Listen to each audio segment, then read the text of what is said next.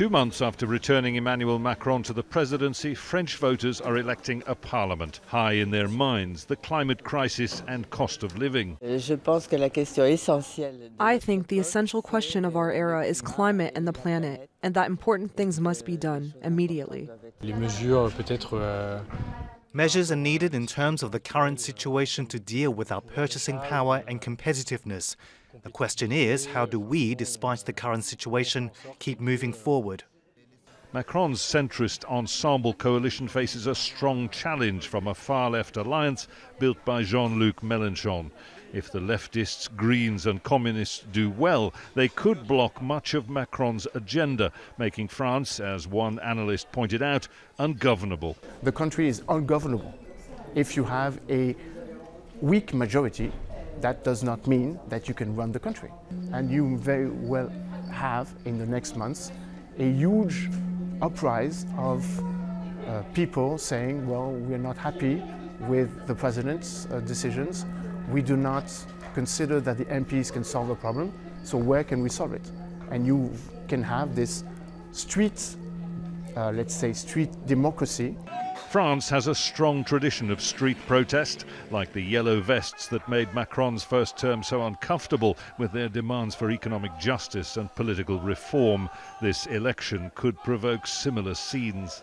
The leftist coalition has its own ideas about how to deal with France's cost of living crisis, soaring inflation, let alone EU policy and the war in Ukraine. It is entirely possible that in the new parliament the centrists could find their way blocked at every turn. 5 years ago, Emmanuel Macron completed a clean sweep of power with his centrists winning the parliament as well. His second term as president could turn out rather differently. These are two political forces with very different visions of the future, the leftists and the centrists. The leftists want to raise taxes on the wealthy, raise the minimum wage and lower the retirement age. The centrists want to raise the retirement age, lower taxes and reform the welfare system. 289 the number of seats required by either side to win an outright majority. But even if there is no outright majority for the leftists, a strong minority can still wield significant power in this system, so that the new National Assembly, when it's formed, looks set to be able potentially to frustrate and undermine President Macron's second-term agenda.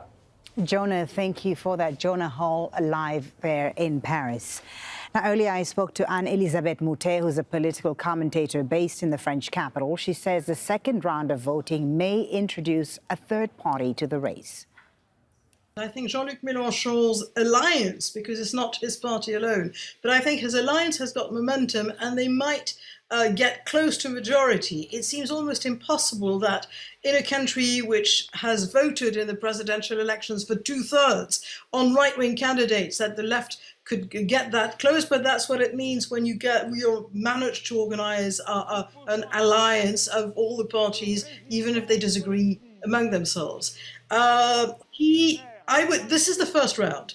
What's going to be really interesting is the second round in a week's time, when you've got the candidates that remain above 12.5% of the registered voters, they can stay in. So it's not just going to be one candidate against another one like in the presidential election. It is going to be actually possibly what we in France call triangular elections, which means that you have, say, a Macronista, you have a right-winger, what's left of them, and then you've got the NUPES, the Mélenchon thing. And that is one instance in which, if they can't get to terms one with the other, in which Mélenchon MPs could get in, but that's only in the second round next week. And Emmanuel Macron's faith in himself is that at the end of the day, people will be scared of Jean-Luc Mélenchon. It may or may not work.